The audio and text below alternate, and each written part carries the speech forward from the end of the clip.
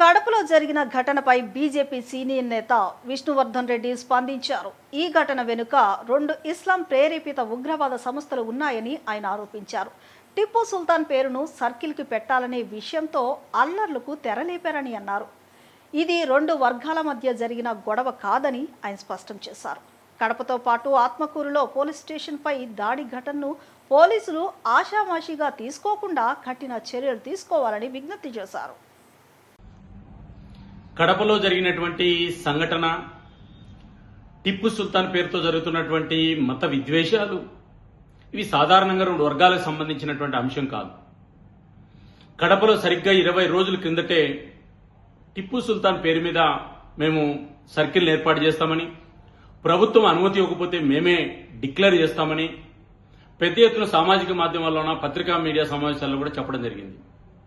దీని అనుకున్నటువంటి వ్యక్తులు స్థానికంగా ఉన్న వ్యక్తులు కాదు.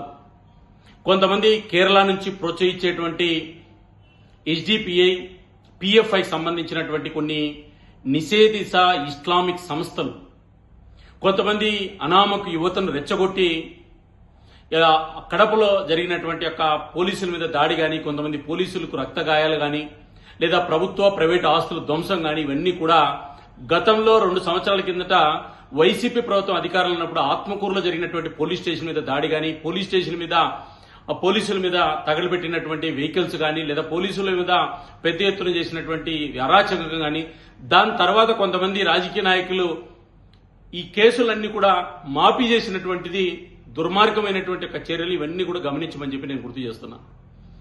ఏ ప్రభుత్వంలో కేసులు పెట్టారు, ఏ ప్రభుత్వంలో తొలగించారనేటువంటిది కూడా ఈరోజు ఆత్మ పరిశీలన చేసుకోవాల్సినట్టు పరిస్థితి ఉంది. కొంతమంది ఎందుకు ఈ రకంగా అధికారులు తప్పుదో పట్టించి ఈ రకంగా సంఘటనలు జరిగినప్పుడు రాజకీయ కోణంలో ఆలోచించి అధికారులు ఆ కేసులు ఎందుకు మాఫీ చేస్తున్నారు? ఆత్మకూరులో ఎవరు కేసులు ఈరోజు మాఫీ చేశారు, ఆ పోలీసు అధికారులు ఎవరు, వాళ్ళ మీద కూడా ఈరోజు చర్యలు తీసుకోవాల్సిన అవసరం ఉంది. HDPI, PFI శిక్షణ ఇచ్చి పోలీస్ స్టేషన్ తగలబెడితే ఆ కేసులు మాఫీ చేస్తారా? కాబట్టి కడపలో జరిగిన సంఘటన మీద కూడా ఈరోజు ఆంధ్రప్రదేశ్ ప్రభుత్వం కఠినంగా వ్యవహరించాలి. పోలీసులు దీన్ని ఆషామాషిగా సంఘటన తీసుకోకూడదు. ఈరోజు పోలీసుల మీద దాడి కానీ, ప్రభుత్వం మీద దాడి చేసినటువంటి వ్యక్తులు